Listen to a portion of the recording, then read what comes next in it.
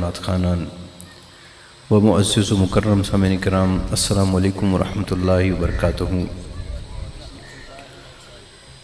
دعا فرمائیں کہ اللہ تعالیٰ تلاوت ہائے قرآن پاک، تسبیحات و تحلیلات، ذکر، اذکار اور اللہ کی رضا کے لیے خالصتاً اللہ کی بارگاہ میں جو لنگر شریف، مشروبات، پھل اور ساز و سامان تقسیم کیا جا رہا ہے، اس کے طفیل اللہ تعالیٰ غلام محمد صاحب رحمۃ اللہ تعالیٰ علیہ صاحب کا نمبردار، ان کو اپنے جوار رحمت میں جگہ عطا فرمائیں، ان کے درجات بلند فرمائیں، ان کی نیکیوں کو شرف قبولیت سے نوازیں۔ باحیثیت بشر ان سے کوئی لغزش ہوئی ہو تو اللہ تعالیٰ اپنے جود و کرم کے طفیل معاف فرمائے۔ آج کی جو تقریب ہے، اس کے بنیادی طور پر 4 مقاصد علماء نے ارشاد فرمائے ہیں، وہ گوش گزار کر دیتا ہوں اور بعد میں خوف اور رجا سے متعلق گفتگو کروں گا۔ آج کی اس محفل کا ہمارے مجتمع ہونے، اکٹھے ہونے کا ایک مقصد اپنے لیے دعا کرنا اور مرحوم غلام محمد صاحب اور دیگر مومنین و مومنات کے لیے دعا کرنا، اور یہ دعا کرنا قرآن سے ثابت ہے۔ قرآن نے ایمان والوں کی نشانی ارشاد فرمائی ہے، والذین جاءوا من بعدہم یقولون ربنا اغفر لنا ولاخواننا الذین سبقونا بالایمان۔ ایمان والوں کی یہ خاصیت ہے کہ جو مرنے والوں کے بعد بچ جاتے ہیں وہ سارے کے سارے مل کر کہتے ہیں، جیسے آپ اور میں مل کر بیٹھے ہیں، یا گھروں میں سارے مل کر بیٹھ جائیں، یا ہر کوئی اپنے اپنے گھر میں سارے مل کر دعا کر دیں، اور دعا کیا کریں؟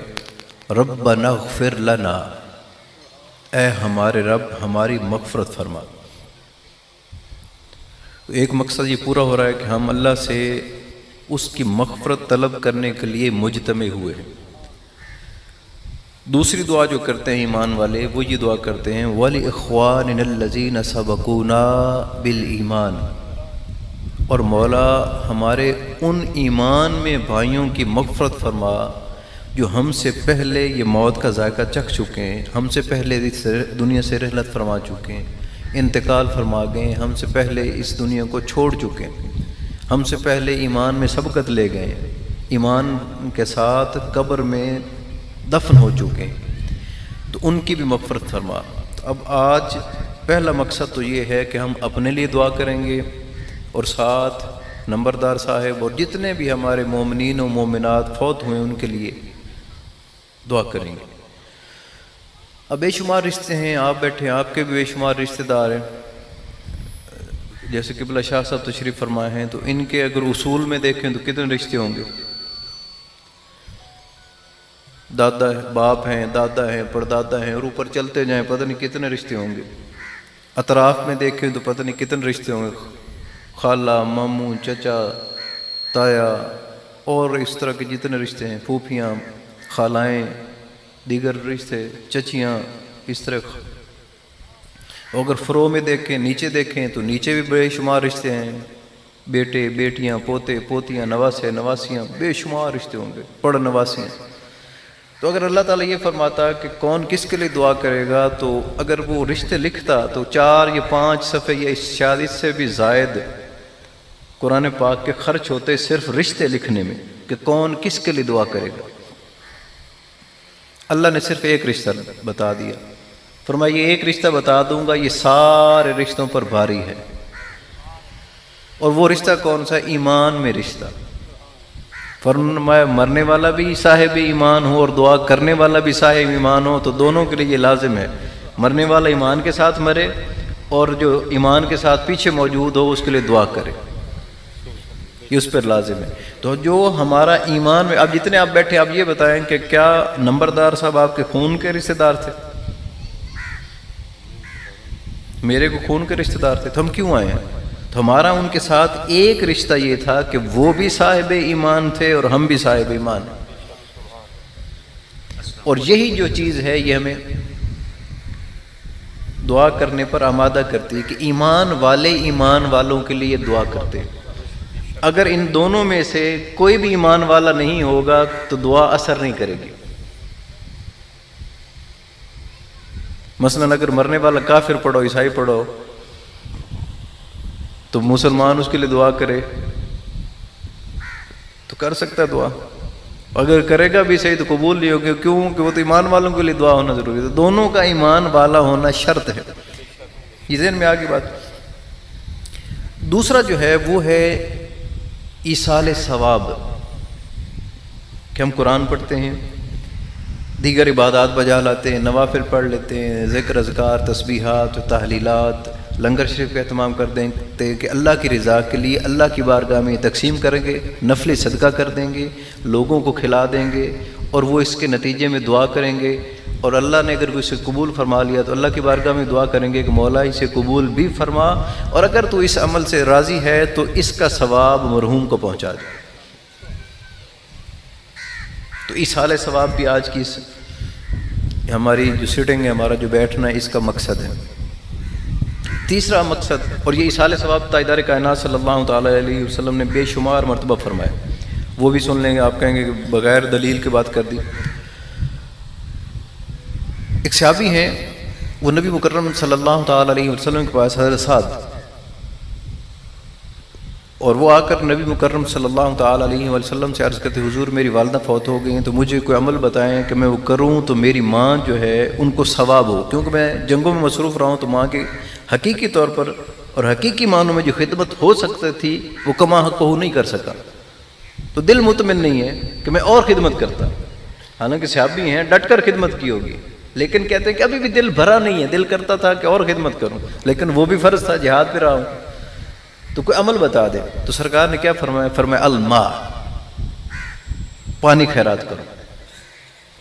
اور انہوں نے ایک کنواں جو تھا کھدوایا یا خریدا، اور خریدنے کے بعد اس کنویں کے اوپر جا کر کھڑے ہو گئے اور کیا کہا؟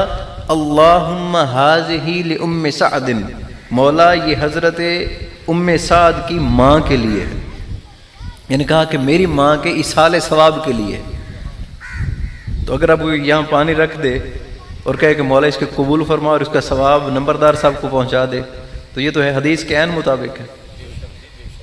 حضور نے فرمایا تھا، انہوں نے تو ایک گلاس یا دو گلاس میں پورا کنواں کھدوا کے چھوڑ دیا. فرمایا جو بھی اس سے پانی پیے مولا اس کا ثواب میری ماں کو پہنچا دے. پھر دل نہیں بھرا، پھر پہنچ گئے. حضور میرا دل کرتا ہے میں اور خیرات کروں.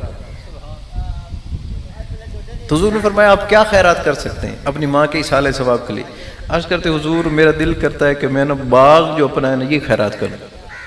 سرکار نے فرمایا سعد باغ خیرات کر دو، اس باغ کو خیرات کرنے کا ثواب آپ کی ماں کو ملے گا. تو یہ جیسے قرآن پاک میں نا کہ لیس للانسان الا ما سعى، اس میں سے یہ حضور مزید ارشاد فرما رہے ہیں کہ جو اللہ نے فرمایا کہ بندے کو وہی ملے گا جس کی وہ کوشش کرے گا. لیکن حضور فرما رہے ہیں کہ وہ قرآن بھی حق ہے، لیکن یہ چیزیں جو میں بتا رہا ہوں اس کا ثواب بھی ہوتا ہے. جیسے ایک حدیث پاک ہے کہ حضور ارشاد فرماتے ہیں کہ جب بندہ فوت ہو جاتا ہے تو سارے عمل اس سے منقطع ہو جاتے ہیں سوائے 3 اعمال کے. یہ بھی حدیث پاک ہے. نمبر 1، جو علم اس نے پڑھایا تو اس کا ثواب اس کو ملتا رہے گا. نمبر 2، اس نے کوئی صدقہ جاریہ جیسے نلکا کو لگوا دیا، مسجد بنوا دی، درس بنوا دیا، جس سے لوگ فائدہ اٹھاتے رہے، وہ جاری رہے صدقہ، مستقل لوگ اس سے فائدہ اٹھاتے رہے. فرمایا اس کا ثواب بھی اس کو ملے گا. اور کوئی ایسا نیک عمل کسی نے شروع کیا ہو کہ جو آگے فائدہ دیتا رہے دیتا رہے دیتا رہے تو اس کا ثواب بھی اس کو ہوگا. تو حضرت سعد نے وہ باغ خیرات کا، باغ میں کیا کیا ہوتا ہے؟ باغ میں ہر طرح کا پھل ہوتا ہے، آم بھی ہوتے ہیں، مالٹے بھی ہوتے ہیں، امرود بھی ہوتے ہیں، بہت سارا. جب وہ خیرات کر دیا تو چند مہینے گزرے تو پھر پہنچ گیا. عرض کرتے حضور ابھی بھی دل نہیں بھرا. تو میرا دل کرتا ہے کہ میں کچھ اور خیرات کروں کہ میری ماں کو اور ثواب ہو. تو تاجدار کائنات صلی اللہ تعالیٰ علیہ وسلم نے فرمایا کہ یہ ہر روز آ جاتے سوال کرتے، تو میں آج انتہا کر دیتا ہوں مسئلہ سمجھانے کی. تو حضور نے فرمایا اے سعد، اگر آپ بکری کے 2 بھنے ہوئے پائے بھی خیرات کریں گے تو ان کا ثواب بھی آپ کی ماں کو ہوگا. اب یہ بتائیں بکری کے پائے جو بھنے ہوئے وہ ذبح کر کے کاٹے جاتے ہیں یا کھڑی کے کاٹ لیتے ہیں؟ ذبح کر کے ہوتا ہے نا. تو مطلب یہ ہے کہ پہلے بکری ذبح کرو گے، باقی ساری خود کھا لو، اور 2 پائے اس میں سے خیرات کر دو اپنی ماں کے نام پہ، تو اس کا ثواب آپ کو. ایک یہاں مغالطہ ہو جاتا ہے، لوگ بھول جاتے ہیں کہ یار یہ کیا بات ہوگی، وہ تو اللہ کے نام پہ ذبح ہونا چاہیے اور میں نے ختم شریف کے نام پہ ذبح کر دیا، یہ تو بڑی عجیب سی بات ہوگی، ہے نا. یہی سوال آتا ہے نا ذہن میں کہ اللہ تعالیٰ نے قرآن پاک میں اس جانور کو حرام کیا ہے جو اللہ کے نام کے علاوہ کسی اور کا نام لے کر ذبح کیا جائے، کہ اللہ تعالیٰ نے ان تمام چیزوں کو حرام کیا، یعنی مردہ چیزوں کو حرام کیا ہے، اور گوشت کو، جو خنزیر کا گوشت اس کو حرام کیا، خون کو حرام کیا ہے، وما اہل بہ لغیر اللہ، اور اس جانور کو بھی حرام کیا ہے جسے اللہ کا نام لیے بغیر ذبح کیا جائے. اب اس پہ کنفیوژن یہ ہو جاتی ہے، لوگ یہ کہتے ہیں کہ جی کھڑے جانور کا نام رکھ دینے سے وہ جانور نعوذ باللہ من ذالک حرام ہو جاتا ہو، تو ایسا نہیں ہے. امام جساس علیہ الرحمہ نے اس کی تشریح فرمائی، اہلہ کا معنی انہوں نے بیان فرمایا. تو آج اہلہ کا معنی سمجھ لیں، پھر آپ کو یہ اصال ثواب بھی سمجھ آ جائے گا. ٹھیک ہے شاہ صاحب، سمجھ آ رہی ہے کہ نہیں آ رہی؟ تو امام جساس علیہ الرحمہ جو لغت کے امام ہیں، جن سے بڑے بڑے مفسرین اور محدثین لغت سیکھتے ہیں آج بھی. ہم مدارس میں جائیں نا، جہاں لغت کا کوئی معنی پہ اڑ جائے بندہ کہ معنی متعین کرنا مشکل ہو رہا ہو، تو امام جساس کو لوگ فالو کرتے ہیں کہ ان سے پوچھتے ہیں. وہ اتنے بڑے امام ہیں لغت کے، مفسر قرآن بھی ہیں. تو ان سے کسی نے پوچھا کہ یہ ذرا ہمیں تو بتا دیں، ہمیں تو لوگ جانور ہی نہیں ذبح کرنے دیتے، تو یہ اللہ کا معنی سمجھا دیں تاکہ ہم جانور تو ذبح کریں. تو انہوں نے جانور ذبح کرنے کا جو طریقہ ارشاد فرما دی، جو معنی بیان کیا، یا اہلہ کا جو معنی بیان کیا، وہ فرماتے ہیں اہلہ کا معنی یہ، اب یہ پلے باندھ لیں، ریکارڈنگ بھی ہو رہی ہے، کہ جانور کو قبلہ رو لٹا لیں، لٹانے کے بعد ذبح کرنے والا جو ہے وہ اپنے ہاتھ میں چھری پکڑ لے، چھری پکڑ کر اس کے گلے پہ رکھ لے، اور جب چھری چل رہی ہو، گردن کٹ رہی ہو، کٹنا شروع ہو، اور جب تک مکمل کٹ نہ جائے، تو اس دوران جو وہ الفاظ کہے گا انہیں عربی میں اہلہ کہتے ہیں. ٹھیک ہوگا بات؟ مفتی صاحب بھی بیٹھے ہیں، ساتھ ساتھ تصدیق بھی ہوتی جائے گی نا، جہاں غلطی ہوگی پکڑا جاؤں گا. کیا بولا؟ جب جانور کے گلے پر چھری چل رہی ہو تو 4 چیزیں جو کٹنے کا شریعت نے حکم دیا ہے وہ کٹ نہ جائیں، تو جو اس دوران آپ الفاظ کہیں گے ان الفاظ کی بنیاد پر جانور حلال یا حرام ہوگا.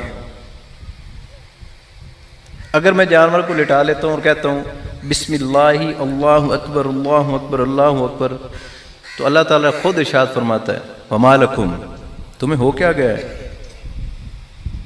اللہ تأکلوا مما ذکر اسم اللہ علیہ، تم اس جانور کو نہیں کھاتے جس کے اوپر اللہ کا نام پڑا گیا، تمہیں ہو کیا گیا ہے، دماغ خراب ہو گیا. اللہ خود قرآن میں، اسی قرآن میں جس میں یہ فرمایا نا وما اہل بہ لغیر اللہ، کہ جس کے اوپر اللہ کے سوا کسی کا نام پکارا جائے وہ حرام ہو گیا. تو اگر کسی نے بسم اللہ اللہ اکبر کہہ کر جانور ذبح کر دیا تو اللہ فرما رہا ہے کہ تمہیں ہو کیا گیا، اس پر میرا نام پڑا گیا اور تم اسے کھا نہیں رہے ہو. خود شریعت تخلیق کر لیے، خود اشارے بن گئے ہو، خود ساری تفسیری بیان کر دو. تو حرام کون سا ہوگا؟ میں جانور پکڑوں اور جانور پکڑ کے اللہ کا نام نہ لوں اور کہوں بسم محمد الرسول اللہ، بسم محمد رسول اللہ کرتا رہوں، تو وہ جانور جو ہے وہ قربان نہیں ہوگا، وہ حرام ہو جائے گا.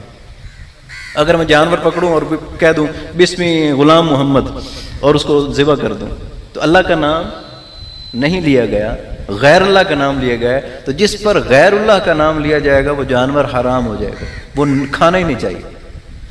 کوئی بندہ چھری اٹھا لے اور کہے بسم شیخ عبد القادر جیلانی اور جانور ذبح کر دے تو وہ بھی حرام. کوئی بندہ اٹھے اور لات منات عزا بتوں کے نام لے کر جانور ذبح کر دے تو وہ حرام ہوں گے. حلال جانور کون سا ہوگا؟ جس پہ یہ اللہ کا نام پکارا جائے. اہلہ یہی ہے کہ وہ کہے بسم اللہ اللہ اکبر اللہ اکبر اللہ اکبر، جب تک وہ کٹتا رہے وہ کہتا رہے بلند آواز میں. ٹھیک ہو گیا؟ تو اہلہ کا معنی سمجھ آ گیا. اب یہ بتائیں ہم نے آج تک جو جانور ذبح کیے ہیں وہ کیسے کرتے؟ آج اگر مرغی ذبح کی انہوں نے، مجھے نہیں پتا کیا پکا ہے، یہ کوئی جانور ذبح کیا ہے تو اس پہ غلام محمد صاحب کا نام لیا ہے کہ اللہ کا نام کیا؟ تو تو اللہ تو یہ فرما رہا ہے کہ تمہیں ہو کے گیا جہد میرا نام پڑا گیا وہی نہیں کھمدے نے. وما لکم اللہ تاکلوا مما ذکر اسم اللہ علیہ, تمہیں ہو کیا گیا ہے کہ تم اس جانور کو ہی نہیں کھاتے جس پر میرا نام پڑا گیا. اب کنفیوژن کہاں ہے, دماغ میں گڑبڑ کہاں ہے, سمجھ کیوں نہیں آتی؟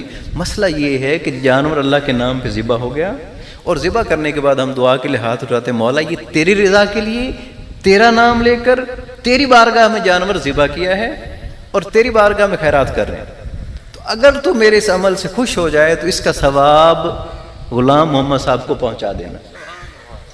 بس یہ ایصال ثواب ہے. اب کہیں گے یہ حدیث پاک میں کہاں لکھا ہوئے, تو پانی کو بتا دیا, بکری کے انہوں نے 2 پائے کہے, اور حضرت سیدہ خدیجہ کبریٰ سلام اللہ تعالی علیہا جب وصال فرما گئی تو حضور ہر سال ان کے ایصال ثواب کے لیے ایک بکری ذبح فرماتے, تو اس کا گوشت بنوا کر ان کی سہیلیوں کے گھر بھیجتے. تو سہیلیاں پوچھتی ہیں یہ کہاں سے آیا ہے, ما لہا, یہ کس لیے؟ تو آگے سے ان کو بتایا جاتا کہ تاجدار کائنات صلی اللہ تعالی علیہ وآلہ وسلم نے حضرت سیدتنا خدیجہ الکبریٰ سلام اللہ تعالی علیہا ان کے ایصال ثواب کے لیے بکری ذبح فرمائی ہے اور اس کا گوشت سہیلیوں کے گھر بھیجا, تو یہ لے لیں. اور آگے اہتمام دیکھیں حضور, احتیاط دیکھیں اور محبت دیکھیں حضرت سیدہ خدیجہ الکبریٰ سلام اللہ تعالی علیہا کے ساتھ, کہ جس سہیلی کے گھر وہ جو جانور کے گوشت کا حصہ بھیجتی, کسی کے ہاں دستی بھیجتی ہیں تو دستی ان کے گھر بھیجتے, کسی کے ہاں ٹانگ کا گوشت بھیجا کرتی ہیں تو وہ ٹانگ کا گوشت ان کے گھر بھیجتے, کسی کے گھر وہ کلیجی بھیجتی تو حضور ان کے گھر کلیجی, کہ میری بیوی کو جس کے گھر جو چیز بھیجنا پسند تھا تو میں وہی بھیجوں. اگلی بات, یہ فرض نہیں ہے, یہ ایک مستحب عمل ہے, کر لیں گے تو ٹھیک ہے, ورنہ آپ دعا کر کے اٹھ جائیں, کسی کو اعتراض نہیں ہونا چاہیے. اتنا کسی کے اوپر پریشر نہ ڈالیں کہ ایک اس کے فوتگی ہوئی پڑی اور اوپر سے آپ کھانے کی دعوتیں اڑانا شروع کر دیں. کہ تاجدار کائنات صلی اللہ تعالی علیہ وسلم نے فوتگیوں پر دعوتیں اڑانے سے منع کیا. تو یہ دونوں چیزیں ہم نے بیلنس رکھنی ہے کہ نیت ایصال ثواب پہ ہو, دکھاوا, ریاکاری اور یہ چیزیں نہ ہوں, کیونکہ کھانا کھلانے کا بے بہا ثواب ارشاد فرمایا گیا.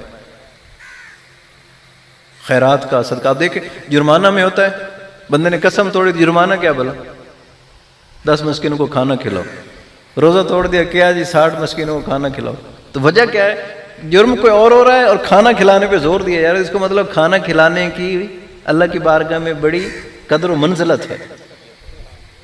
سمجھ آ گئی بات ہے؟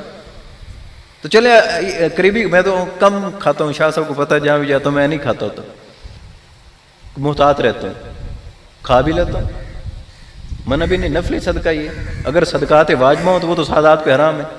مڑ پیر ہو رہی گئے تو ایسا ہی گیا ایسے دو میں, پھر دونوں نہیں کھا سکتے. صدقات وجہ صدقات ہے, صدقۃ الفطر ہے, یہ منت کا کوئی بکرا ہے تو ہم نہیں کھا سکتے, کیونکہ منت جو ہے وہ فرض ہے, اور فرض چیز ہم نہیں کھا سکتے, وہ ان لوگوں پر لگے گی جن کو زکوٰۃ لگتی.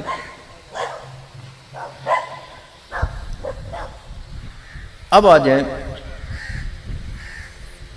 چوتھی بات, تیسری بات, اظہار تعزیت. تو جو بھی ان کے لواحقین ہیں, ان کے ورثاء ہیں, ان کے اولیاء ہیں, غلام محمد صاحب کے, ان کے ساتھ ہم اظہار تعزیت کرتے ہیں اور یہی کہتے ہیں کہ ہم آپ کے ساتھ اس دکھ میں برابر کے شریک ہیں اور ان کا دکھ در بانٹنے کے لیے آتے ہیں. اور یہی کہتے ہیں, پھر کہتے ہیں کہ میرا بھی تو باپ فوت ہو گیا تو میں نے بھی صبر کر لیا, میرا بھی بھائی فوت ہوا تھا میں نے صبر کر لیا, میری بھی والدہ فوت ہو گئی میں نے صبر. تو درد بٹانے کے اظہار تعزیت کے لیے, اور اظہار تعزیت کے لیے حضور خود تشریف لے گئے, بے شمار صحابہ کے گھر تشریف لے گئے, احادیث بے شمار موجود ہے. چوتھا جو ہے وہ ہے حصول عبرت, کہ غلام محمد صاحب نہیں رہنے تو رہنا میں نے بھی نہیں.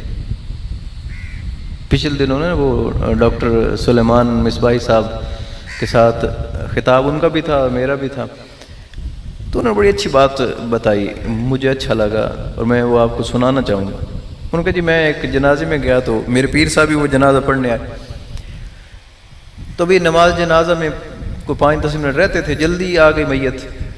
تو پیر صاحب کو میں نے جا کان میں درخواست کی کہ حضور نا آپ 5-10 منٹ آواز فرما دیں, اتنے بڑے عالم ہیں عبدالحی صاحب, تو آپ کچھ گفتگو فرما دیں تاکہ لوگوں کے دلوں پر اثر ہو اور لوگ عبرت پکڑیں.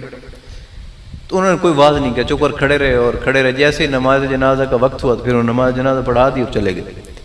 کہتے 2 مہینہ گزرا، پھر کسی اور نماز جنازہ پہ اکٹھے ہو گئے. تو پھر میں نے جا کے درخواست کی حضور جنازے میں بھی 5-10 منٹ پڑھیں تو آپ کچھ فرما دیں. تو انہوں نے پھر کچھ نہ بات کی. کہتے ایک دن میں ملنے گیا ان کو لاہور میں، تو ان کو میں نے کہا کہ حضور فلاں جگہ پہ میں نے درخواست کی تھی، فلاں جگہ پہ درخواست کی تھی کہ آپ 5 منٹ خطاب کر دیتے تو چلیں، لوگوں کے دل جو ہے نا وہ موم ہو جاتے، کو ان کی تربیت ہو جاتی، کو ان کی اصلاح ہو جاتی، کو وہ عبرت پکڑ لیتے، کو اپنی زندگی ان سنور جاتی. تو آگے سے کہتے ہیں کہ عبدالحی صاحب نے نا مجھے لاجواب کر دیا.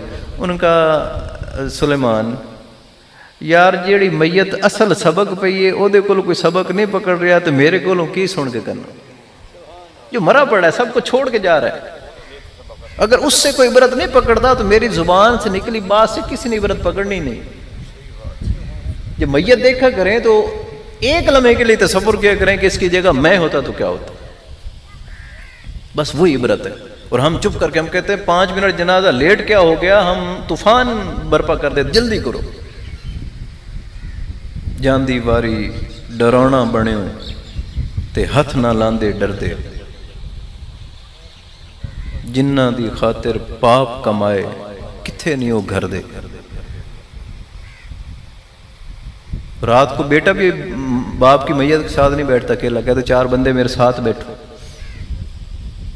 بیٹی بھی نہیں بیٹھتی، جو تھوڑی دیر پہلے بابا بابا کہہ رہی تھی وہ کہتی میت ہے مجھے ڈر لگتا ہے. تو ہم نے اسی مرحلے سے گزرنا ہے. کوئی بوڑھا پڑھو تو دعا کرواتے ہیں لوگ، اس کو دعا کروا دیں، اس دن کو مرے رات کو نہ مرے، رات کو بیٹھنا پڑے گا. تو ہم نے اس منزل سے گزرنا ہے. میں بھی جانا جھوک رنجھن دی تے نال میرے کوئی چلے. یہ موت آتی نا، حدیث پاک سن لیں. حضرت سیدنا اسرائیل علیہ السلام بعض اوقات تو آتے نہیں، وہیں بیٹھے بیٹھے روح قبض کر لیتے. ان کے اندر اتنی قوت ہے، اتنے قوی ہیں.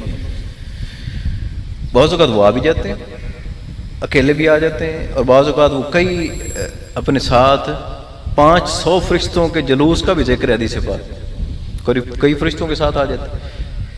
تو جب وہ کئی فرشتوں کے جلوس کے ساتھ آتے ہیں تو وہ میت جو ہے نا وہ پوچھتے یہ کون آیا کھڑا، یہ کون ہے. وہ کہتے کہاں، ہمیں تو کوئی نظر نہیں آ رہا. وہ کہتے وہ کھڑا ہے، وہ فلاں فلاں. تو فرشتے پھر رہے ہوتے گھر میں، تو وہ ڈرتا ہے ان سے. ایک حدیث پاک سنا دوں.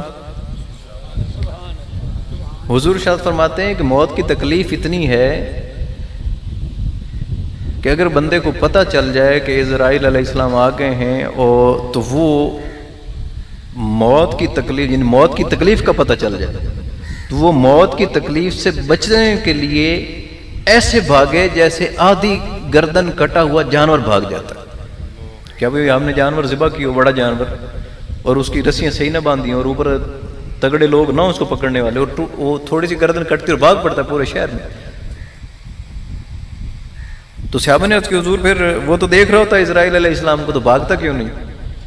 تو حضور ارشاد فرماتے وہ بھاگ ضرور جاتا لیکن اسرائیل علیہ السلام اسے باطنی طور پر نہ نظر آنے والی رسیوں سے باندھ دیتے ہیں. جیسے اسرائیل علیہ السلام خود نظر نہیں آتے، وہ ایسی رسیاں لے آتے ہیں جو نظر اس کو باندھ دیتے ہیں. اب بندے نے ساری زندگی گنوا دی فضول کاموں میں، میرے جیسے نالائق نے، اور بندہ پڑا ہے.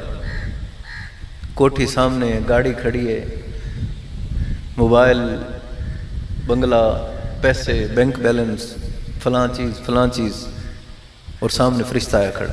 تو آنکھیں پھٹ جاتی ہیں، اتنی آنکھیں نکل آتی. آپ چونکہ وہ چند سیکنڈ کے لیے ہوتا ہے تو اس لیے آپ کو وہ محسوس نہیں ہوتا. کبھی کسی مرتے ہوئے بندے کی سوشل میڈیا ویڈیوز پڑھی وہ دیکھیں ذرا ایک دفعہ، آنکھوں میں آپ کو وہ دہشت نظر آئے گی کہ آپ کو 10-12 دن تو رات کو نیند ہی نہیں آئے گی، دن کو بھی رات کو بھی. کیونکہ ویڈیو میں وہ سلو موشن کے ساتھ آپ دکھائیں گے نا کہ آنکھیں کیسے پھٹتی ہیں بندے کی، نان یاد آ جاتی. تو اسرائیل علیہ السلام آتے ہیں تو وہ دیکھتا ہے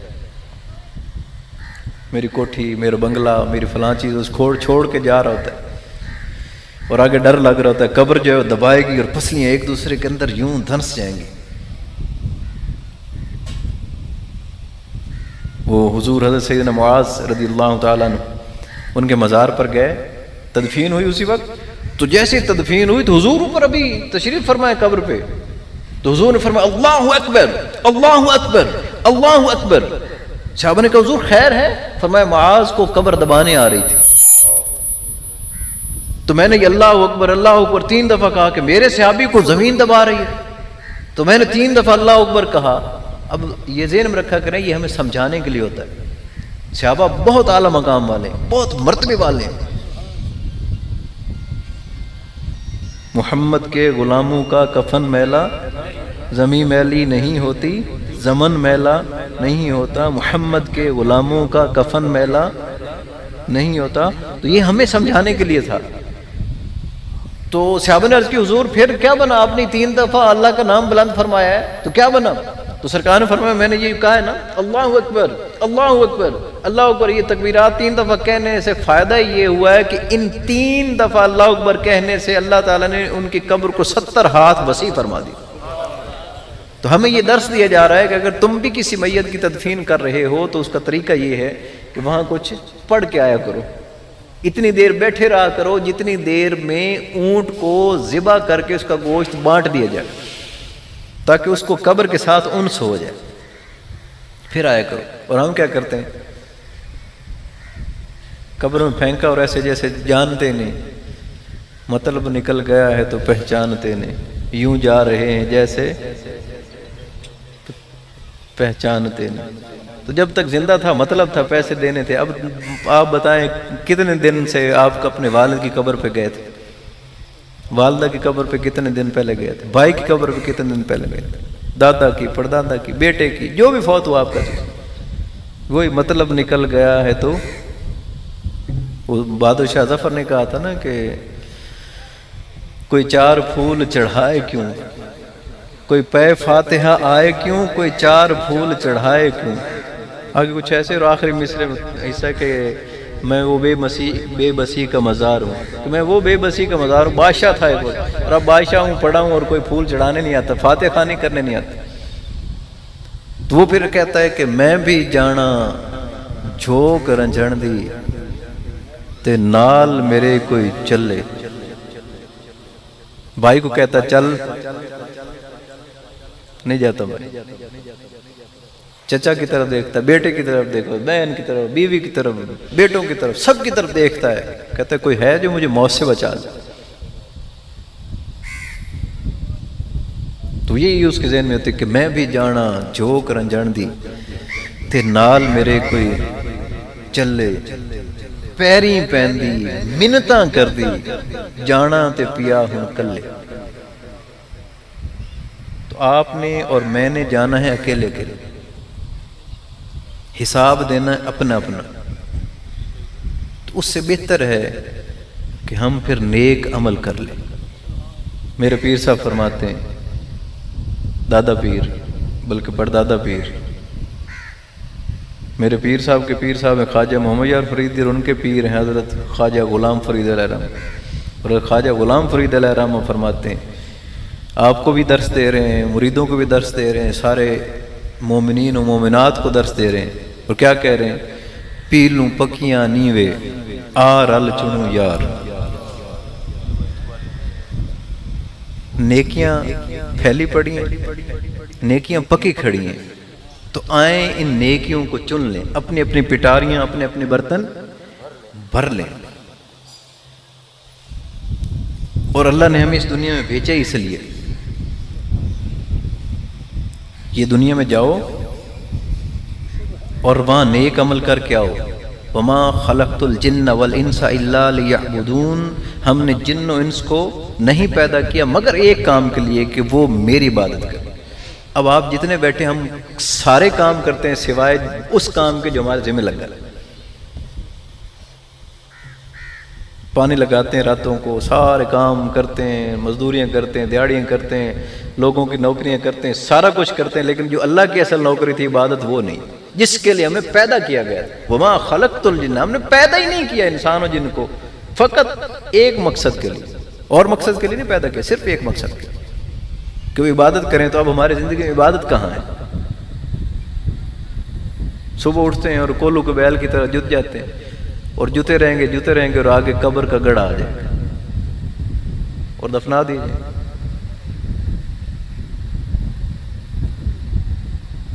بادشاہ تھا ایک حکایت سن لیں 4-5 منٹ میں جتنی اچھی اچھی باتیں آپ کو سنا سکا، کیونکہ میں خود دکھی ہوں بڑا.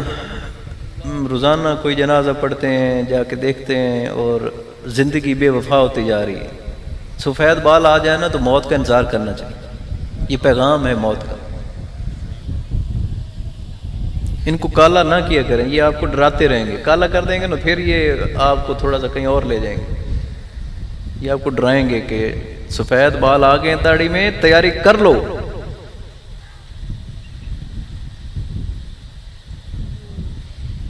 تو بادشاہ تھا تو اس نے اپنے 3 بندوں کو بلایا، وزیروں کو، اور کہا کہ اس طرح ہے کہ میرا دل چاہ رہا ہے کہ باغ بھی میرا ہے، وہ سامنے میرا باغ ہے، اور اس باغ میں سے میری پسند کے پھل چن کے لے آؤ.